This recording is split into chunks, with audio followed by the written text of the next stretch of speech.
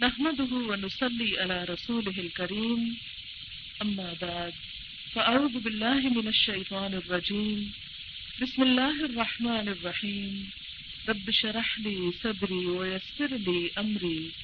واحلل عقدة من لساني يفقهوا قولي وأطيعوا الله والرسول لعلكم ترحمون وسارعوا إلى مغفرة من ربكم وجنة عرضها السماوات والأرض أعدت للمتقين الذين ينفقون في السراء والضراء والكاظمين الغيظ والعافين عن الناس والله يحب المحسنين والذين إذا فعلوا فاحشة أو ظلموا أنفسهم ذكروا الله فاستغفروا لذنوبهم ومن يغفر الذنوب إلا الله ولم يصروا على ما فعلوا وهم يعلمون أولئك جزاؤهم مغفرة من ربهم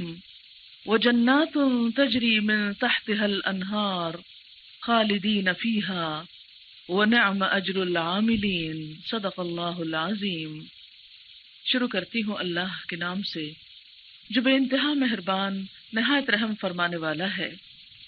اور اطاعت کرو اللہ کی اور رسول صلی اللہ علیہ وسلم کی تاکہ تم پر رحم کیا جائے، اور دوڑو بخشش کی طرف اپنے رب کی طرف سے اور اس جنت کی طرف جس کی چوڑائی آسمان و زمین کے برابر ہے، جو تقوی والوں کے لیے تیار کی گئی ہے۔ کون ہیں وہ تقوی والے؟ الذین ينفقون فی السراء والضراء، وہ لوگ جو مال خرچ کرتے ہیں خوشحالی میں بھی اور تنگ دستی میں بھی، والکاظمین الغیظ، اور غصے کے پی جانے والے ہیں،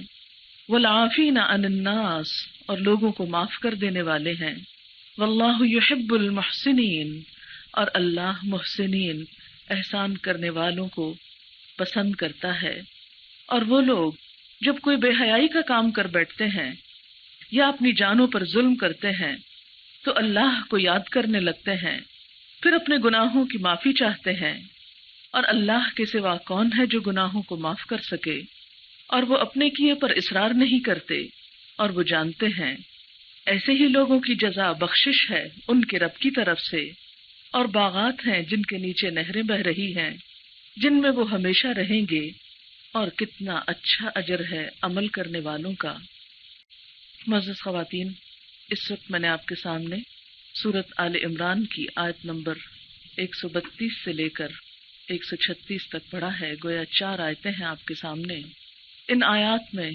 اس عظیم الشان کامیابی کے وہ اصول بتائے جا رہے ہیں جس میں انسان کی اس دنیا اور ہمیشہ ہمیشہ کی دنیا یعنی آخرت کا بہت بڑا فائدہ ہے۔ وہ کیا چیزیں ہیں، وہ کون سے عمل ہیں جن کے کرنے سے انسان اس دنیا میں بھی کامیاب انسان کہلاتا ہے اور آخرت میں بھی۔ کامیاب انسانوں کی بہت سی بایوگرافیز آپ نے پڑھی ہوں گی، ان کی زندگی کے حالات پڑھے ہوں گے، اور ہمیشہ آپ کے دل میں یہ خیال جاتا ہوگا کہ کاش میں بھی دنیا کا ایک کامیاب انسان ہوتی۔ لیکن کوئی بھی چیز محض آرزوؤں اور تمناؤں سے حاصل نہیں ہوا کرتی، اس کے لیے انسان کو محنت کرنا پڑتی ہے، کوشش کرنا ہوتی ہے۔ لیکن کوشش بھی جب تک صحیح ڈائریکشن پر نہ ہو انسان اپنی منزل تک نہیں پہنچ سکتا۔ کوشش اور محنت تو غلط کام کے لیے بھی بہت سے لوگ کرتے ہیں، لیکن وہ ساری کوشش ناکام جاتی ہے۔ وہ کون سی کوششیں ہیں جو انسان کی کامیابی کا سبب بنتی ہیں؟ تو آئیے ان آیات کی روح سے دیکھتے ہیں۔ پہلی چیز جو بتائی گئی وہ ہے اللہ اور اس کے رسول صلی اللہ علیہ وسلم کی اطاعت، ان کی فرما برداری۔ اطاعت کا لفظ طاع سے نکلا ہے، توئے واو عین اس کا روٹ ہے، جس کا مطلب ہوتا ہے خوشی سے کوئی کام کرنا، اور اطاعت کا معنی بھی یہی ہے کہ خوشی کے ساتھ اللہ اور اس کے رسول صلی اللہ علیہ وسلم کی بات مانی جائے۔ ایسا کون کر سکتا ہے؟ وہی جو انہیں اپنے سے بڑا سمجھتا ہے۔ جس شخص کو یہ یقین آ جائے کہ اللہ کی ہستی، اللہ کی ذات پوری کائنات کی مالک ہے، سب سے عظیم ترین ہستی ہے، پھر ہو نہیں سکتا کہ وہ خوشی سے اس کی طرف نہ جھکے۔ زمین و آسمان کی پیدائش کے وقت اللہ تعالیٰ نے ان دونوں سے فرمایا تھا کہ آ جاؤ، یعنی میری بات مان لو، خوشی سے، طوعاً او کرہن، چاہتے ہوئے یا نہ چاہتے ہوئے۔ لیکن دونوں نے کیا کہا؟ قالتا اتینا طائعین، کہ ہم تو خوشی سے آپ کی بات مانیں گے، اطاعت کرتے ہوئے آئیں گے۔ تو ہم دیکھتے ہیں کہ پوری کائنات اللہ تعالیٰ کی اطاعت کر رہی ہے، اس کے آگے جھکی ہوئی ہے۔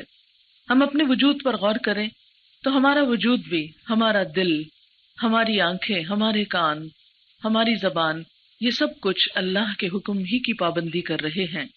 اگر ایک چیز آزاد ہے تو وہ ہماری مرضی اور ہماری ول اور ہماری خواہش، اور ہمارا امتحان بھی یہی ہے کہ ہم اپنی مرضی کو اللہ کی مرضی کے تابع کر دیں، اپنی خوشی کو اللہ کی خوشی کے تابع کر دیں، اور جو ایسا کر لے وہی دراصل کامیاب ہے، اس لیے کہ اللہ بڑا ہے، ہم چھوٹے ہیں، وہ جانتا ہے، ہم لا علم ہیں، وہ 70 ماؤں سے بڑھ کر پیار کرنے والا ہے، ہم خود اپنی جان پہ جہالت برتنے والے ہیں،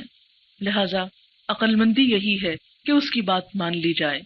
دوسری بات جو یہاں پر فرمائی گئی وہ یوں ہے، وَسَارِعُوا إِلَىٰ مَغْفِرَةٍ،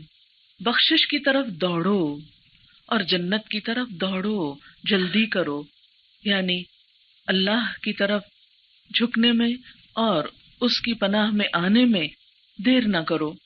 آپ دیکھیں کہ کوئی انسان ایسا نہیں جس سے غلطی نہ ہو، غلطی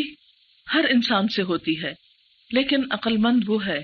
جو غلطی کے اعتراف میں جلدی کرتا ہے۔ عام طور پر ہم غلطی کرنے کے بعد اس غلطی کو چھپانے کے لیے اور غلطیاں کرتے ہیں، اس کی تعویلیں کرتے ہیں، لیکن کسی بھی طرح تعویل کر کے ہم اندھیرے کو روشنی نہیں کہہ سکتے۔ ہم اپنے آپ کو تو دھوکہ دے سکتے ہیں لیکن اللہ کو نہیں دے سکتے۔ اس لیے عقل مندی کا تقاضا یہی ہے کہ ہم اگر انسان ہوتے ہوئے کوئی خطا کر بیٹھیں تو پھر اس کو ماننے میں دیر نہ کریں، توبہ اور استغفار کرنے میں جلدی کریں۔ اسی کا یہاں حکم دیا جا رہا ہے۔ کامیاب لوگوں کی دوسری علامت کیا ہوتی ہے کہ وہ غلطی کا اعتراف کرتے ہیں اور استغفار میں جلدی کرتے ہیں، اور پھر ان کاموں کی طرف دوڑتے ہیں جو انہیں جنت میں لے جانے والے ہوتے ہیں۔ یہاں پھر جنت کی تھوڑی سی تعریف بھی بتا دی گئی کہ وہ جنت کچھ معمولی سی چیز نہیں، اس کا عرض یا اس کی وڈتھ یا اس کی چوڑائی یا اس کی بڑائی آسمان و زمین جتنی ہے۔ یہ انسان کو ایک تصور دلانے کے لیے آسمان و زمین کا لفظ استعمال کیا گیا، ورنہ اس کی اصل حقیقت تو اللہ ہی جانتا ہے۔ لیکن یہ جنت ہر ایک کے لیے نہیں، یہ تو تقوی والوں کے لیے تیار کی گئی ہے، اور تقوی دل کی کیفیت کا نام ہے، یعنی جس کا دل اللہ کی طرف جھک جائے، جو دل سے اس کی طرف مائل ہو جائے۔ کون ہوتے ہیں وہ لوگ؟ اس کی علامت کیا ہے؟ اس کی نشانی کیا ہے؟ الذین ينفقون فی السراء والضراء، جو ہر حال میں خرچ کرنے والے ہوتے ہیں، جو اللہ کی راہ میں نکالنے والے ہوتے ہیں، خواہ ان کے حالات اچھے ہوں، خوشحالی ہو، بہت مال رکھتے ہوں یا پھر تنگ دستی ہو، کیونکہ وہ دینے والے ہیں۔ عام طور پر دینے سے جو چیز ہمیں روکتی ہے، یعنی خدا کی راہ میں خرچ کرنے سے، خدا کے بندوں پہ خرچ کرنے سے،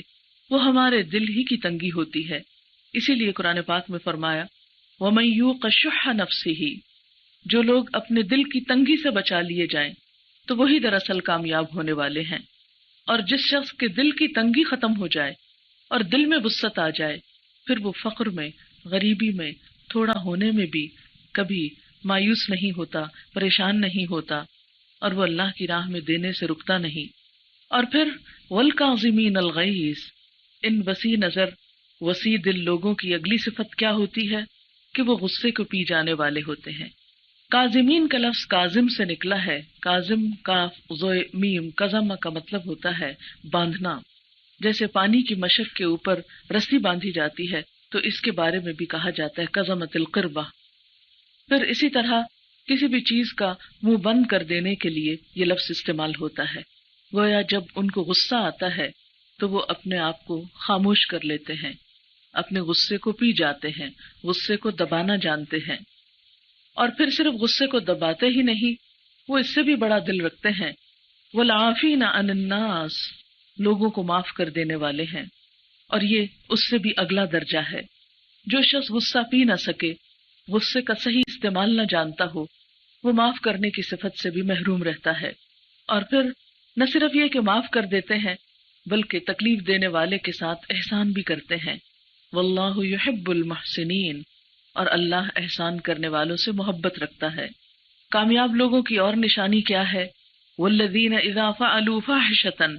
وہ لوگ کہ جب ان سے کوئی بے حیائی کا کام ہو جاتا ہے۔ فاحشہ اس گناہ کو کہتے ہیں کہ جس کا اثر صرف انسان کی اپنی ذات پر نہ ہو بلکہ آگے بڑھ کر دوسروں پر بھی جا پڑے۔ کھلی برائی کے لیے بھی فاحشہ کا لفظ استعمال ہوتا ہے۔ تو وہ لوگ جب ان سے کوئی کھلی برائی سرزد ہو جاتی ہے، او ظلموا انفسہم، یا اپنی جان پہ ظلم کر بیٹھتے ہیں، یعنی کوئی ایسا گناہ ہو جاتا ہے جس کا علم ان کی اپنی ذات کے سوا اور کسی کو نہیں ہوتا، یعنی کھلا گناہ ہو یا چھپا گناہ، تو فوراً ہی کیا کرتے ہیں؟ ذکر اللہ کو یاد کر لیتے ہیں۔ وہ فاستغفروا لذنوبہم، پھر اپنے گناہوں کی معافی چاہتے ہیں۔ ومن یغفر الذنوب الا اللہ، اور اللہ کے سوا گناہوں کو معاف بھی کون کر سکتا ہے؟ تو گویا کامیاب لوگوں کی ایک اور صفت کیا ہوئی کہ وہ برائیوں پر اصرار نہیں کرتے، ولم یصروا علی ما فعلوا، اور اپنے کیے پر انہیں اصرار نہیں ہوتا، ڈٹائی نہیں ہوتی، بلکہ فوراً ہی اپنے گناہوں کو معافی مانگنے کے ساتھ ساتھ اللہ کے ذکر سے مٹا ڈالتے ہیں۔ آپ جانتے ہیں کہ جب انسان گناہ کرتا ہے تو اس کے دل پر ایک سیاہ نقطہ پڑتا ہے۔ یہ ایسا ہی ہے جیسے کسی بھی صاف چادر کے اوپر ایک دھبا پڑ جائے۔ اگر انسان اس کو صاف کر لے اور جتنی جلدی داغ کو صاف کر لیا جائے فوراً اتر جاتا ہے۔ مثلا آپ نے دیکھا ہوگا کہ کچھ چیزوں کا داغ اگر اسی وقت دھو دیا جائے تو وہ داغ ہی نہیں رہتا۔ مثلا چائے اگر کسی کپڑے پر گر جائے تو آپ کیا کرتے ہیں؟ اسے رکھ نہیں چھوڑتے بلکہ سوچتے ہیں کہ فوراً دھو لی جائے تو فوراً اس کا داغ اتر جائے گا۔ اگر اس کو چھوڑ دیا گیا تو اس کا داغ پکا ہو جائے گا۔ بالکل اسی طرح گناہوں کا داغ بھی اگر فوراً دھو لیا جائے تو انسان پھر سے روشن دل ہو جاتا ہے، اور اگر انسان اس کو دھوتا نہیں اور چھوڑ دیتا ہے تو وہ پکا ہونے لگتا ہے، پھر اس کے دھونے میں، اس کے صاف کرنے میں زیادہ دیر لگتی ہے۔ اس لیے کامیاب لوگوں کی علامت یہ بتائی گئی کہ وہ گناہوں کا بوجھ دل پہ لیے، ضمیر پہ لیے نہیں پھرتے بلکہ اس کو فوراً ہی اتار دیتے ہیں، اور اس کے لیے استغفار کے ساتھ ساتھ اللہ کے ذکر کی کثرت دلوں کو اطمینان بخشتی ہے۔ دلوں کی بے چینی، ڈپریشن اور دلوں کے غم کا اصل سبب گناہ ہوتے ہیں۔ جب انسان کسی کے حق میں حق تلفی کرتا ہے، بسا اوقات اس کو معلوم نہیں ہوتا، انجانے میں وہ ایسا کر رہا ہوتا ہے، یا کوئی اور ایسا غلط کام کر رہا ہوتا ہے جس کے بارے میں وہ خود بھی نہیں جانتا، لیکن گناہ کی حقیقت یہی ہے کہ انسان جب اسے کرتا ہے، جانے یا نہ جانے، تو اس کے دل پر اس کا بوجھ پڑتا ہے کہ گناہ ہے اصل میں کیا؟ یا اللہ کے حق میں کمی کرنا یا بندوں کے حق میں کمی کرنا۔ اور انسان جب اللہ اور بندوں کے حق میں کمی کرتا ہے تو دراصل اپنے اوپر ظلم ڈھا رہا ہوتا ہے، اپنے لیے بوجھ اکٹھا کر رہا ہوتا ہے، اپنے لیے جہنم کی لکڑیاں چن رہا ہوتا ہے۔ اس لیے انسان کے لیے بھلائی اسی میں ہے کہ اس کو فوراً اعتراف کر کے، استغفار کر کے دھو ڈالے اور پھر ذکر اللہ کی کثرت کرے، کیونکہ الا بذکر اللہ تطمئن القلوب، سنو خبردار، اللہ کے ذکر سے ہی دلوں کو اطمینان ہوتا ہے۔ اور یہاں پر بھی یہی ان کی صفت بتائی گئی، اولئک جزاؤہم مغفرہ، ایسی صفات رکھنے والوں کی جزا کیا ہے؟ بخشش، من ربہم، ان کے رب کی طرف سے، وجنات، اور باغات، تجری من تحتها الانہار، جن کے نیچے نہریں بہتی ہیں، خالدین فیہا، جس میں وہ ہمیشہ ہمیشہ رہیں گے، ونعم اجر العاملین، اور عمل کرنے والوں کا اجر کتنا اچھا ہے، کتنا بہترین ہے۔ یہ تو ایک مجموعی نقشہ ہے ان لوگوں کے لیے کہ جو اللہ کی رضا چاہتے ہوں اور اللہ کی قربت چاہتے ہوں۔ لیکن آج کی اس محفل کے لیے اس میں سے ایک خاص موضوع جو میں نے چنا ہے، جس مشکل میں ہم میں سے اکثر لوگ مبتلا ہو جاتے ہیں اور پھر نادم بھی ہوتے ہیں، پشیمان بھی ہوتے ہیں، لیکن اس کا علاج نہیں جانتے، یا جانتے بھی ہیں تو کر نہیں پاتے، وہ مضمون اور وہ موضوع غصہ ہے۔ اگر دیکھا جائے تو ہمارے بہت سے گناہوں کا سبب ہماری جلد بازی ہوتی ہے، غصہ ہوتا ہے۔ تو آج ہم اس موضوع پر ذرا تفصیل سے گفتگو کریں گے تاکہ ہم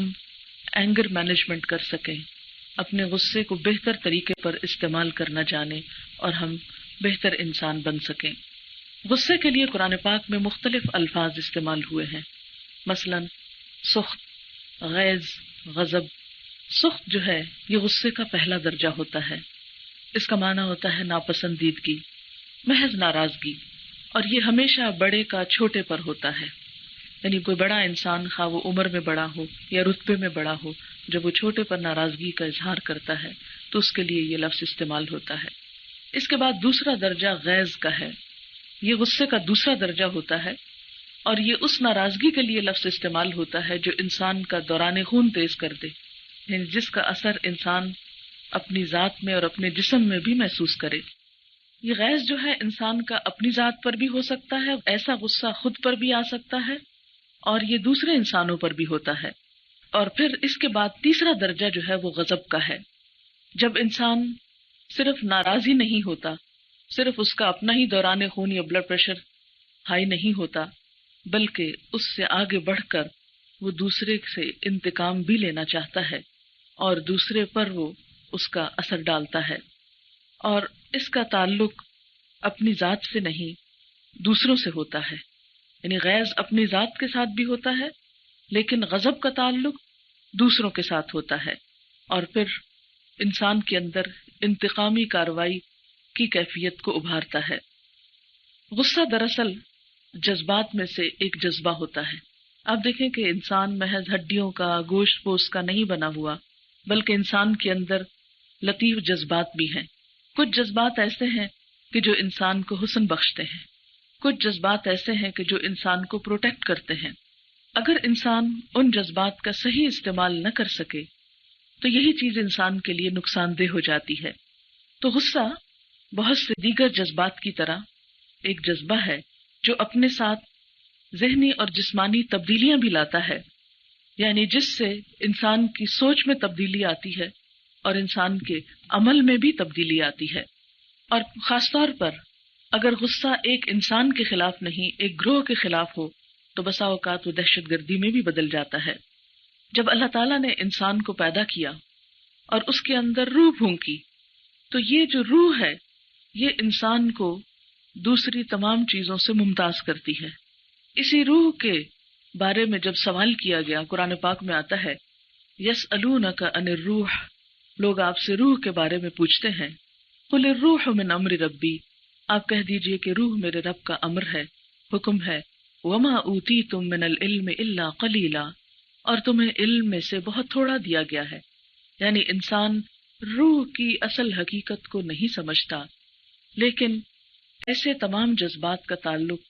انسان کی روح سے ہوتا ہے، اور جس طرح کچھ چیزیں جسم کو زخمی کرتی ہیں، جسمانی بیماریوں کا سبب بنتی ہیں،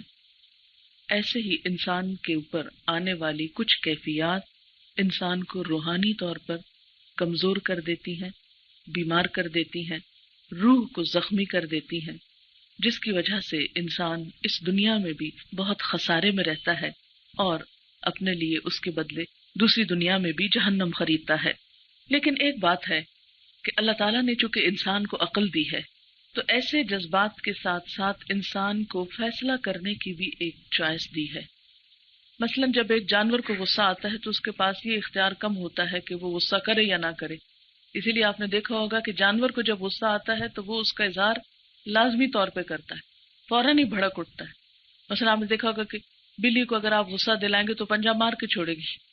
اس وقت وہ اپنا اختیار نہیں استعمال کرتی کہ ماروں یا نہ ماروں، بس اسے غصہ آیا اور فوراً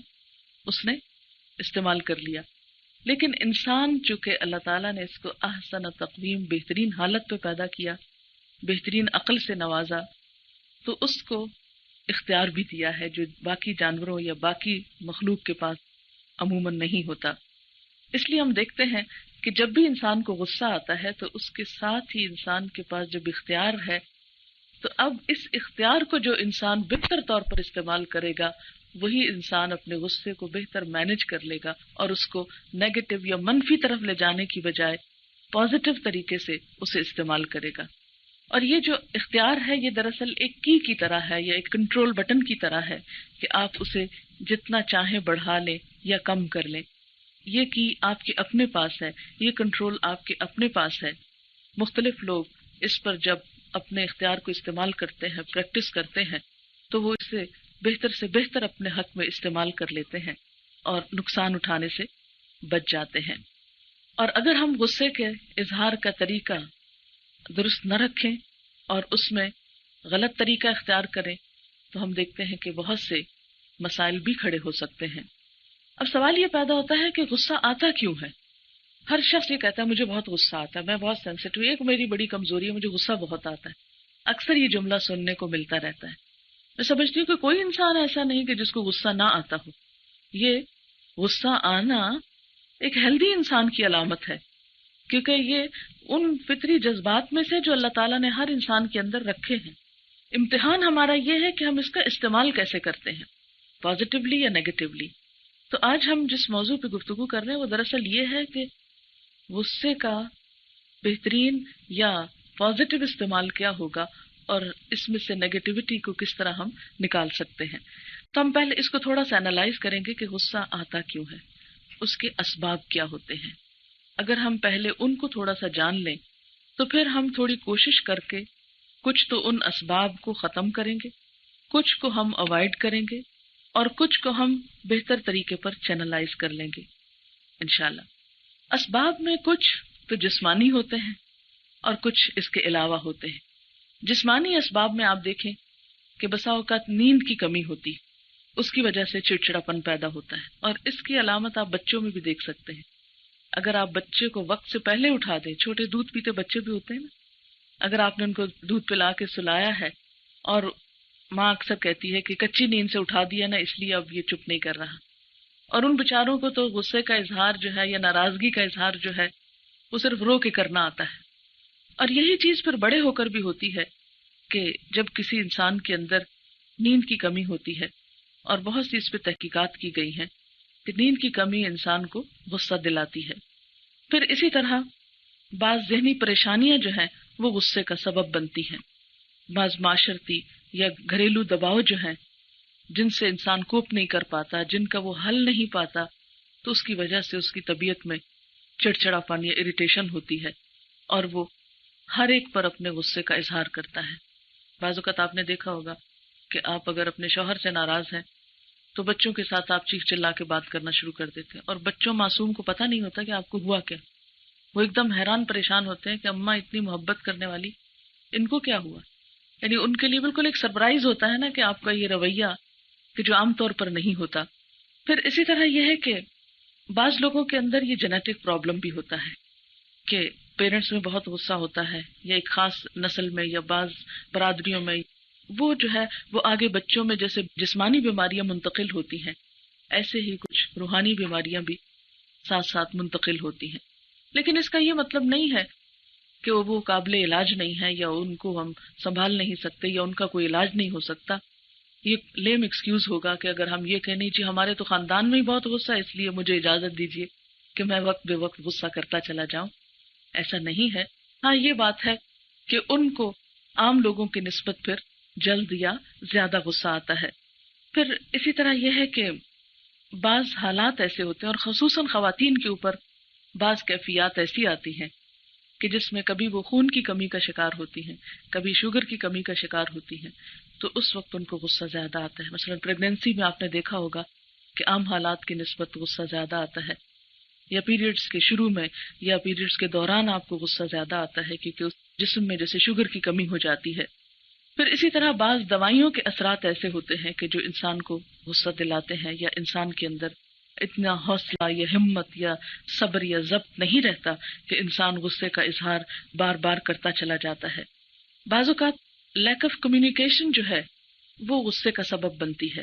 آپ نے دیکھا ہوگا کہ جو لوگ آپ سے بات چیت کرتے رہتے ہیں ان کے ساتھ آپ کو کم غصہ آتا ہے. بچوں میں سے آپ کے مثلا 2 بچے ہیں تو ایک بچہ جو ہے وہ اپنی مشکل بھی بتا دیتا ہے، اپنا پرابلم بتا دیتا ہے، تو آپ اس کی مشکل سمجھ جاتے ہیں، لہٰذا اس کے ساتھ کچھ رعایت کا معاملہ کرتے ہیں. لیکن دوسرے بچے سے مثلاً اگر آپ پوچھتے ہیں کہ اچھا آج تم دیر سے کیوں آئے اسکول سے، اور وہ نہیں بتاتا کہ راستے میں رش تھا یا کوئی اور وجہ، صرف خاموشی اختیار کر لیتا ہے، منہ بند کر لیتا ہے، لیک آف کمیونیکیشن ہو جاتا ہے۔ جب وہ جواب نہیں دیتا تو آپ اور چیخ چلا کے بولتے میں پوچھ رہا ہوں کیوں نہیں آپ بتا رہے کہ کیوں لیٹ ہوئے۔ تو اس سے بھی بہت سے ایسے اسباب ہو جاتے ہیں کہ جو دوسروں کو غصہ دلانے کا سبب بنتے ہیں۔ پھر اسی طرح یہ ہے کہ کچھ ماحول کے اثرات ایسے ہوتے ہیں جو انسان کو غصہ دلاتے ہیں۔ مثلاً اگر کسی گھر میں یا کسی خاندان میں یا فیملی میں لوگ بہت چیخ چلا کے بات کرتے ہیں یا بہت غصے کا اظہار کرتے ہیں تو بچے خود بخود ان سے یہ سیکھ جاتے ہیں کہ ہمیں بھی ایسے ہی بات کرنی ہے۔ مثلا اگر ماں باپ شاؤٹ کرتے ہیں تو بچے بھی خود بخود شاؤٹ کرنے لگتے ہیں، کیونکہ انہیں یہ سمجھ میں آتا ہے کہ شاید ری ایکشن کرنے کا یہی ایک طریقہ ہے، یعنی شاؤٹ کرنا۔ اس لیے وہ وقت بے وقت ہر ایک پہ غصہ کرتے ہیں، گھر میں بھی کرتے ہیں، پھر اسکول میں بھی جا کے کرتے ہیں، اپنے دوستوں کے ساتھ بھی کرتے ہیں۔ اس لیے والدین کو اس معاملے میں بہت کیئرفل ہونے کی ضرورت ہے کہ وہ بچوں کے سامنے کیسی مثال پیش کرتے ہیں۔ پھر اسی طرح بعض معاشرے ایسے ہیں اور بعض ان کے ماحول، ان کی غذائی عادات اور ان کے رہن سہن کی عادات ایسی ہیں کہ وہاں پر دوسرے علاقوں کی نسبت غصہ زیادہ پایا جاتا ہے یا اس کا اظہار غلط طریقے سے ہوتا ہے۔ اور مثال کے طور پر ایک تحقیق کی گئی کہ 1980 میں مختلف ممالک میں پسٹل یا پستول سے قتل کرنے والوں کی تعداد کیا تھی، تو اس میں جو نتائج سامنے آئے وہ یہ تھا کہ برطانیہ میں 8 لوگ پسٹل سے مارے گئے، آسٹریلیا میں 4، حالانکہ آپ دیکھیں آسٹریلیا کا علاقہ بہت بڑا ہے، سوئٹزرلینڈ میں 24، جاپان میں 77 اور امریکہ میں 11,522، یعنی سب سے ہائر ریٹ جو تھا وہ وہاں کا تھا۔ اور اس کا ویسے بھی آپ بغیر اسٹیٹسٹکس کے بھی جان سکتے ہیں۔ اور اسٹیٹسٹکس میں یہ بھی بتایا گیا کہ امریکہ میں 20 کالوں میں سے ایک 25 سال کی عمر تک پہنچنے سے پہلے ہی قتل کر دیا جاتا ہے۔ یعنی وہاں پر مختلف قومیں اور مزاج، کیونکہ وہاں کی کمیونٹی جو ہے وہ مختلف لوگوں سے مل کر بنی ہے۔ اور پھر یہ ہے کہ جن بچوں کو بچپن میں محبت نہیں ملتی، جہاں کا فیملی سسٹم مضبوط نہیں ہوتا، جو بچے انسیکیور ہوتے ہیں، وہ اپنے آپ کو پروٹیکٹ کرنے کے لیے بسا اوقات غیر معمولی غصے کا اظہار کرتے رہتے ہیں تاکہ وہ خطرے سے محفوظ رہیں۔ پھر اسی طرح کچھ معاشرتی اقدار ایسی ہوتی ہیں کہ جو انسان کو غصے والا بنا دیتی ہیں۔ مثلا ہمارے ماحول میں بھی آپ دیکھیے کہ لڑکیوں کی نسبت لڑکے بسا اوقات زیادہ غصہ اور تشدد کرتے ہیں، کیونکہ ان کے لیے حوصلہ افزائی بعض اوقات بہت ہوتی ہے۔ مثلا اگر ایک بچی کچھ کہتی ہے تو ماں کہتی ہے خاموش ہو جاؤ، لیکن اگر لڑکا کچھ کرتا ہے تو کہتے ہیں لڑکا ہے نا، اس نے تو یہی کرنا ہے۔ تو وہ ایک طرح سے شے دیتے رہتے ہیں، اور شاید کچھ فطری رد عمل بھی ایسا ہوتا ہے، فرق ہے ان کی جنس میں بھی۔ بلکہ حالیہ ایک بہت انٹرسٹنگ ریسرچ سامنے آئی، میں پڑھا رہی تھی سورۃ النساء، ابھی ریسنٹلی چند دن پہلے کی بات ہے، جب میں بہت یہ دیکھ رہی تھی کہ اللہ تعالیٰ نے مرد کا رول مختلف رکھا ہے، عورت کا مختلف رکھا ہے، تو فرق کیا ہے؟ چلے دیکھتے ہیں کہ ان کا بایولوجیکل ڈفرنس ان دونوں میں کیا ہے۔ لیٹسٹ انٹرنیٹ پر ریسرچ کی گئی تو پتہ یہ چلا کہ عورت اور مرد میں سوائے اس کے کہ وہ ایک اسپیشیز سے تعلق رکھتے ہیں، ہر چیز ایک دوسرے سے مختلف ہے، اور عورت کے دماغ کی وائرنگ بھی مختلف ہے مرد کی نسبت، یعنی سوچ کا جو پورا انداز اور سسٹم ہے، یعنی دماغ کی جو ترکیب ہے اور جو پوری جسم کا نظام اعصاب ہے، وہ بھی کمپلیٹلی اس کا ڈیزائن مختلف ہے۔ تو اللہ تعالیٰ نے دونوں کو ایک دوسرے سے بہت مختلف بنایا، لہٰذا عادات میں بھی فرق ہونا ایک قدرتی بات ہے، اور اس فرق کو آپ مٹا نہیں سکتے، جتنا بھی آپ کوشش کریں اوپر سے مٹانے کی، یہ مٹ نہیں سکتا، کیونکہ دونوں کی نفسیاتی فرق ہے۔ بہرحال بعض اوقات میڈیا بھی غصے میں اضافے کا سبب بنتا ہے۔ مثلاً آپ دیکھیں کہ جو بچے مار دھاڑ کی اور ایسی قتل و غارت والی فلمیں دیکھتے ہیں یا ان میں تشدد دیکھتے ہیں، تو اس کے اثرات انسانی دماغ پر ایسے ہوتے ہیں کہ انسان جواب میں ویسا ہی ریئیکٹ کرنے لگتا ہے۔ پھر اسی طرح ہماری زندگی کی جو تیزی، یعنی فاسٹ لائف جو ہے، وہ بھی غصے کا سبب بنتی ہے، اور اس جلد بازی میں عموماً ہم بہت سی غلطیاں کر جاتے ہیں۔ اسی لیے حدیث پاک میں آتا ہے العجلۃ من الشیطان، کہ جلد بازی جو ہے یہ شیطان کی طرف سے ہے۔ عموماً آپ نے دیکھا ہوگا کہ جلدی میں جب ہم کسی کے بارے میں کوئی تبصرہ کر دیتے ہیں، جلدی میں اپنی پسند ناپسند کا جو اظہار کر دیتے ہیں، تو اس کے نتیجے میں بھی بہت سی غلط فہمیاں پیدا ہو جاتی ہیں جو دوسروں کو غصہ دلانے کا، ناراضگی کا سبب بنتی ہیں، اور اس کے بعد انسان پچھتاتا چلا جاتا ہے۔ پھر اسی طرح ہمیں بچپن سے ہی جو ہمارے جذبات ہیں ان کے اظہار کے لیے کچھ تربیت نہیں دی جاتی، یعنی ماؤں کی تربیت کی بھی عموماً کمی ہوتی ہے۔ اگر بچہ کسی بات پہ ناراض ہے یا رو رہا ہے تو چھوڑ دیتے ہیں، ٹھیک ہے رو لے، اور وہ روتا رہتا ہے، وہ غصہ اندر ہی اندر اور لاوے کی طرح ابلتا رہتا ہے، اس کے علاج کی کوشش نہیں کی جاتی۔ پھر یہ بھی ریسرچ سے بات سامنے آئی ہے کہ بعض غذائیں بھی غصے میں اضافے کا سبب بنتی ہیں، اور خصوصاً جیسے فاسٹ فوڈ ٹائپ چیزیں ہیں یا ایسے ڈرنکس جو ہیں، انہوں نے بچوں کو ہائپر بنا دیا، اور ان کی وجہ سے غصہ جو ہے وہ ضرورت سے زائد اس کا اظہار ہونے لگا اور معاشرتی اقدار بدلی۔ پھر اس میں آپ دیکھیں کہ ہم عام طور پر اظہار کہاں کہاں کرتے ہیں اور کیسے کرتے ہیں۔ عموماً جو غصہ ہوتا ہے وہ بڑے چھوٹے پر کرتے ہیں، جہاں ہم دیکھتے ہیں کہ دوسرا ہمارے مقابلے میں کمزور ہے، مثلاً جو رتبے حیثیت میں بڑے ہیں وہ چھوٹوں پر، مثال کے طور پر ماں اپنے بچوں پر، یا بچوں میں سے بھی جو بڑے بہن بھائی ہیں وہ چھوٹے بہن بھائیوں پر، یا پھر سرونٹس پر، یا معاشرتی اعتبار سے جو لوگ ہم سے کمتر ہوتے ہیں ان پر غصہ زیادہ کیا جاتا ہے، جن کو ہم کمزور پاتے ہیں ان کو دبانے کی کوشش کرتے ہیں۔ اور عموماً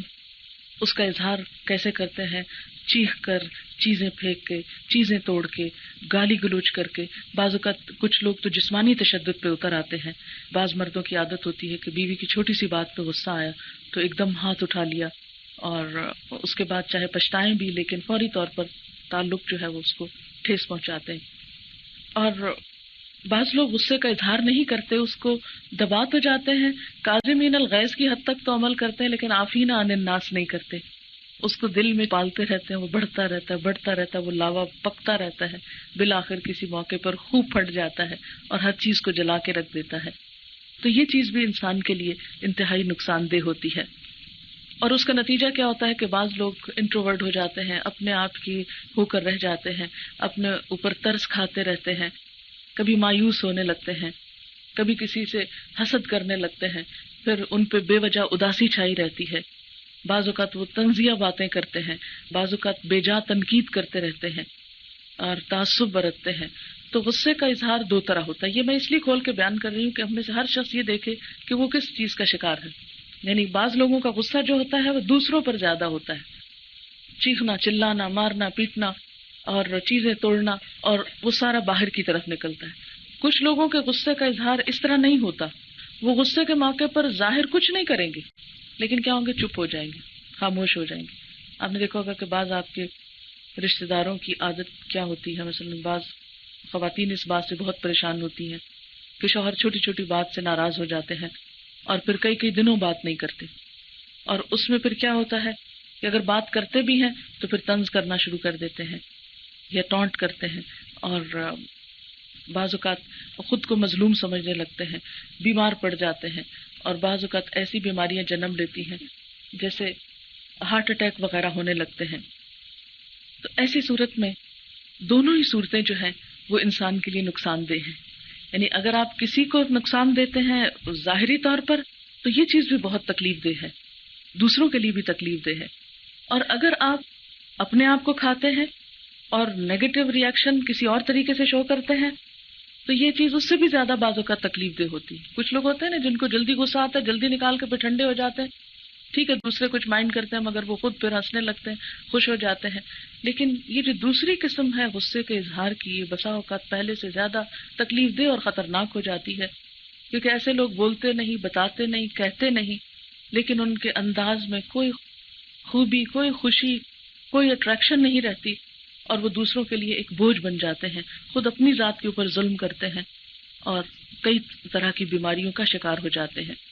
کیونکہ غصہ جو ہے یہ نہ صرف یہ کہ انسان کو آخرت کے اعتبار سے نقصان دیتا ہے بلکہ دنیا میں بھی کئی طرح سے نقصان پہنچتا ہے انسان کو۔ یہ ایک ایسی چیز ہے جس سے بچنا انتہائی ضروری ہے اگر دنیا میں بھی ہم کامیاب ہونا چاہتے ہیں، اور آخرت کے لیے تو نقصان دہ ہے ہی۔ اب آپ دیکھیں کہ جن لوگوں کو بھی غصہ آتا ہے تو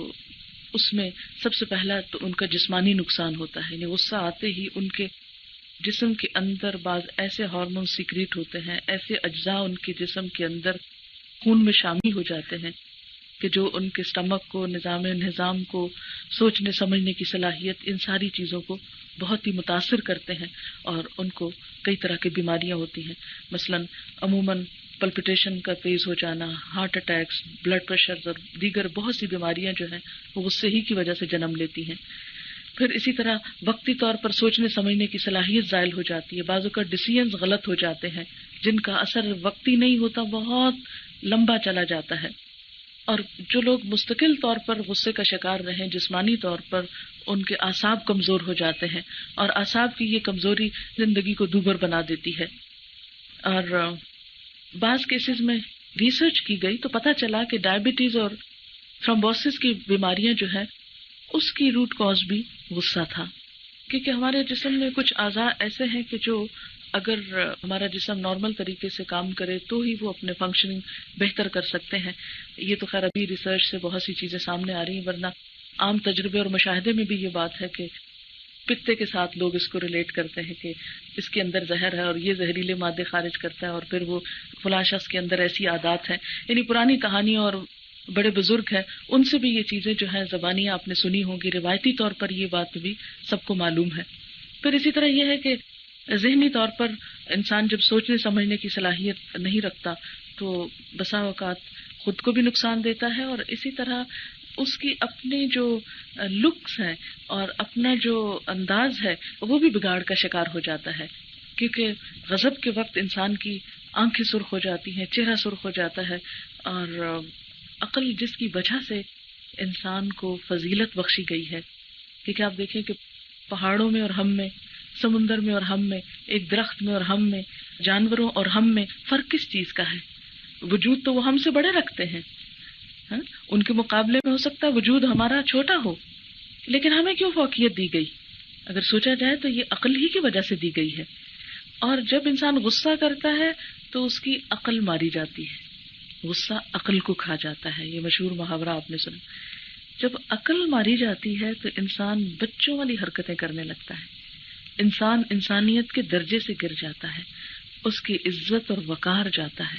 اس کا مقام کم ہو جاتا ہے، اس کا روب ختم ہو کے رہ جاتا ہے، اور یہ چیز اس کی پرسنالٹی پہ ایک بہت ہی نیگیٹو اثر رکھتی ہے۔ اسی وجہ سے آپ صلی اللہ علیہ وسلم نے فرمایا غضب سے بچو کہ وہ آگ کی چنگاری ہے جو ابن آدم کے دل میں جلتی ہے، تم دیکھتے نہیں کہ ایسے شخص کی رگیں پھول جاتی ہیں اور آنکھیں سرخ ہو جاتی ہیں۔ پھر اسی طرح آپ صلی اللہ علیہ وسلم نے یہ بھی فرمایا غصہ ایمان کو اس طرح خراب کر دیتا ہے جیسے ایلوا شہد کو خراب کر دیتا ہے۔ یعنی اس کا بہت بڑا نقصان کیا ہے کہ اس سے ایمان کی خرابی ہو جاتی ہے، اور ایمان کیا ہمارے سارے اعمال کی روٹ ہے، بنیاد ہے، فاؤنڈیشن ہے، وہ ہل گئی تو اوپر سے بھی سارے ہل جائیں گے، بہت سے عمل ضائع ہونے کا خطرہ ہوتا ہے۔ پھر اسی طرح آپ دیکھیں کہ غصے کے کئی معاشرتی نقصان ہوتے ہیں، کئی بہت عزیز ترین رشتے کٹ کے رہ جاتے ہیں۔ بعض گھرانوں میں دیکھا گیا ہے کہ بچے جو ہی بڑے ہوتے ہیں تو ماں باپ سے ہمیشہ کے لیے دور ہو جاتے ہیں۔ ایک گھر میں رہتے ہوئے بھی بعض کیسز میں ایسا دیکھا گیا ہے کہ گھر والوں کے درمیان کمیونیکیشن نہیں ہوتی، شوہر بیوی ساتھ رہ رہے ہیں لیکن حقیقت میں ساتھ نہیں ہے۔ جو رشتہ اللہ نے ان دونوں کا بنایا ہے بعض اوقات غصے کی بدولت ایک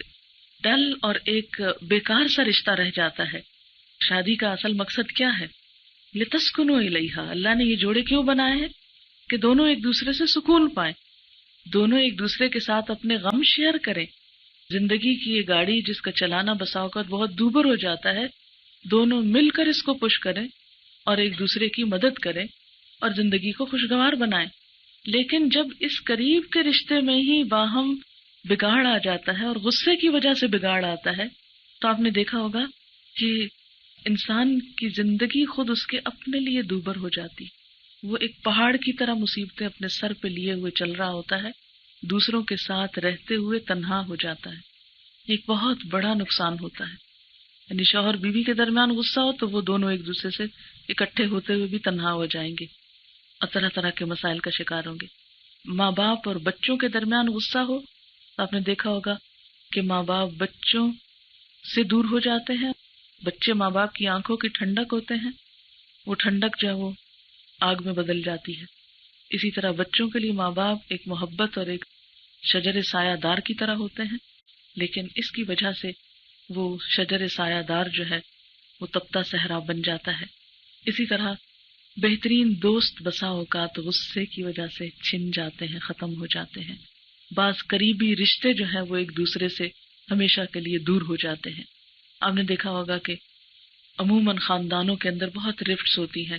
اور ایک دوسرے سے سال ہا سال ملاقات نہیں ہوتی، یا بعض اوقات بڑی محبت اور چاہت سے ملتے ہیں، چھوٹی سی بات پہ غصہ آتا ہے، ایک دوسرے کو بڑی بڑی باتیں سنا دیتے ہیں، وقتی طور پہ غصہ ٹھنڈا ہو جاتا ہے، لیکن ہمیشہ کے لیے پھر ان محبت کے رشتوں سے انسان دور ہو کر رہ جاتا ہے. تو اس لیے یہ ایک ایسا دشمن ہے ہمارا غصہ جو ہے کہ جس نے ہمیں اللہ تعالیٰ سے بھی دور کیا، ایمان کو بھی خراب کیا، انسانوں سے بھی دور کیا. تو کیوں نہ ہم اس کو بہتر طریقے پر استعمال کرنا سیکھیں تاکہ ہم اپنی زندگی سے، صلاحیتوں سے، دنیا کی نعمتوں سے صحیح فائدہ اٹھائیں اور آخرت میں بھی فائدہ اٹھائیں. آپ دیکھیں کہ دنیا کی نعمتیں حرام ہو جاتی ہیں نا بعض اوقات. مثلاً کھانے کا ٹیبل لگا ہوا ہے، آپ نے سارا دن تکلیف اٹھا کے کھانا تیار کیا، لگایا سب، اب وقت ہے کہ سب خاندان والے بیٹھے مل بیٹھ کے کھائیں پیئیں، لیکن کیا ہوا، کسی چھوٹی سی بات سے کوئی ایک شخص غصے میں آ گیا، اس نے چیخنا چلانا شروع کر دیا. اب دیکھیں سب کھانا بھی رکھا ہے، سب اپنی اپنی جگہ سہمے بیٹھے ہیں اور ایک اداسی ماحول پہ چھا گئی، صرف اس لیے کہ ایک شخص اپنے غصے پہ کنٹرول نہیں کر سکا، جس کی وجہ سے سب کی خوشی پہ پانی پھر گیا. اس طرح کے بہت سے مواقع آپ کے سننے میں، دیکھنے میں اور مشاہدے میں آتے رہے ہوں گے،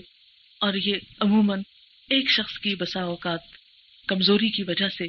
سب سفر کرتے ہیں، نقصان اٹھاتے ہیں. اور بسا اوقات پھر یہ ہے کہ وہ تشدد جب زیادہ بڑھتا ہے تو جسمانی طور پر یا اور بہت سے اعتبار سے نقصان دیتا ہے انسان دوسروں کو، اور زندگی جہنم ہو جاتی ہے. اس لیے بہت ضروری ہے کہ ہم اپنے غصے پہ قابو پائیں اور قابو پانا سیکھیں. اس کے لیے کیا چیز ہیلپ کرے گی؟ بالکل آپ دیکھیں نا، جیسے غصے کو آگ سے تعبیر کیا گیا نا، تو جیسے کہیں آگ لگی ہو تو آپ اس کے لیے کیا کرتے ہیں؟ اس کو بجھانے اور اس کو کنٹرول کرنے کی فکر کرتے ہیں. تو بالکل اسی طرح غصے کی چنگاری جب شعلہ بننے لگے تو کیا کرے انسان؟ اس کو روک لے. فرمایا کہ جو اس کو روک لے، حالانکہ اس کو اختیار ہو کہ وہ اپنا غصہ پورا کر لے، یعنی ایک ایسا شخص جو غصہ کر بھی سکتا ہے، روک بھی سکتا ہے، تو جب وہ اس کو روک لیتا ہے تو قیامت کے دن اللہ اس کو سب لوگوں کے سامنے بلائے گا اور فرمائے گا کہ جس حور کو تو چاہے پسند کر لے. یعنی قیامت کے دن اس کو ایک چوائس دی جائے گی. حضرت ابن عمر رضی اللہ تعالیٰ عنہ سے روایت ہے کہ نبی صلی اللہ علیہ وسلم نے فرمایا، بندہ مومن کسی چیز کا گھونٹ نہیں پیتا جو اللہ کے نزدیک بہتر ہو غصے کے اس گھونٹ سے جسے وہ شخص اللہ کی خوشنودی کے لیے پی جاتا ہے. یعنی وہ وقت جو ہے جس میں انسان اپنے غصے کو پی رہا ہوتا ہے یا کنٹرول کر رہا ہوتا ہے، اگرچہ وہ نگلنا بہت ہی مشکل ہوتا ہے، لیکن وہ کیفیت بندے کی اپنے ساتھ کنٹرول کرنے کی اللہ تعالیٰ کی نظروں میں بہت جچتی ہے اور بہت ہی انسان اللہ کے قریب ہو جاتا ہے. اسی طرح نبی صلی اللہ علیہ وسلم نے فرمایا، جو کوئی اپنے غصے کو باوجود طاقت رکھنے کے روک لے تو اللہ اس کے دل کو ایمان سے بھر دے گا. طاقت رکھتا ہے غصہ کرنے، کوئی اسے روک نہیں سکتا. بعض اوقات اختیار ہوتا ہے انسان کے پاس کہ دوسرے کے ساتھ جیسا چاہے سلوک کرے، لیکن ایسے میں جب کوئی شخص اپنے آپ کو روک لیتا ہے تو پھر اللہ تعالیٰ اس کے دل کو ایمان سے بھر دیتا ہے، اس کو ایمان کی لذت عطا کرتا ہے. پھر اسی طرح یہ ہے کہ عام طور پر ہمارے ہاں اس معاملے میں کچھ غلط فہمیاں پائی جاتی ہیں. بعض لوگوں کا خیال یہ ہوتا ہے کہ اگر ہم غصے کے وقت اظہار نہیں کریں گے، غصہ کریں گے نہیں، تو لوگ ہمیں کمزور سمجھ لیں گے، وہ ہمیں بدھو سمجھیں گے، اور اس وجہ سے بھی وہ دوسروں کی نظر میں طاقتور بننے کے لیے کیا کرتے ہیں؟ غصے کا اظہار کرتے ہیں. حالانکہ آپ صلی اللہ علیہ وسلم نے طاقتور کس کو کہا؟ آپ نے فرمایا پہلوان وہ نہیں جو کسی کو کشتی کرتے ہوئے پچھاڑ دے، پہلوان طاقتور وہ ہے کہ جو غصے کے وقت اپنے آپ کو کنٹرول کر لے. تو گویا اللہ کے رسول صلی اللہ علیہ وسلم کی نگاہ میں یہ کمزوری نہیں بلکہ یہ بہادری ہے، یہ طاقتوری ہے کہ انسان اپنے آپ کو اس وقت قابو میں رکھے. پھر اسی طرح بعض لوگوں کا خیال ہوتا ہے کہ اس طرح ہمارا روب نہیں رہے گا یا ہماری عزت جاتی رہے گی. لیکن اگر آپ دیکھیں تو غصہ کرنے والے کی عزت کون کرتا ہے؟ وقتی طور پر تو انسان ان کے خوف سے چپ ہو جاتا ہے، اور غصہ کرنے والے کو یہ دھوکہ ہوتا ہے کیا کہ لوگ میری عزت کر رہے ہیں، لیکن یہ ایک جھوٹی عزت ہوتی ہے. یعنی وہ عزت جو غصے یا شدت یا شدید جذبات کے تحت انسان بناتا ہے وہ عزت نہیں ہوتی. اصل عزت اور اصل محبت وہ ہوتی ہے جو دوسرے کی شفقت اور محبت کی وجہ سے ہوتی ہے، اور وہ مقام جو دلوں میں محبت کی وجہ سے بنتا ہے وہ غصے کی وجہ سے کبھی بھی نہیں بن سکتا. ہو سکتا ہے کہ وقتی طور پر آپ کسی کو دبا جائیں لیکن اس کا دل کبھی بھی نہیں جیت سکتے. اس لیے ایسا خیال دل میں لانا دراصل شیطان کی طرف سے ہے کہ اس طرح میں اپنا روب جھاڑ رہی ہوں. پھر اسی طرح یہ ہے کہ بعض لوگ یہ سمجھتے ہیں کہ اگر ہم نے غصہ نہ کیا تو دوسرے ان کو کنٹرول کر لیں گے، دوسرے ان کو دبا لیں گے یا ان کو اپنے سے چھوٹا سمجھ کر ان پر ناجائز تسلط قائم کریں گے. لیکن اس طرح آپ دیکھیں کہ اگر ایسے موقع پر آپ غصہ کرتے ہی ہیں تو گویا آپ نے اپنا کنٹرول دوسرے کے ہاتھ میں دے دیا. جب وہ چاہیں آپ کو غصہ دلا دیں اور آپ غصے میں آ جائیں، اور جب وہ نہیں دلائیں تو نہیں.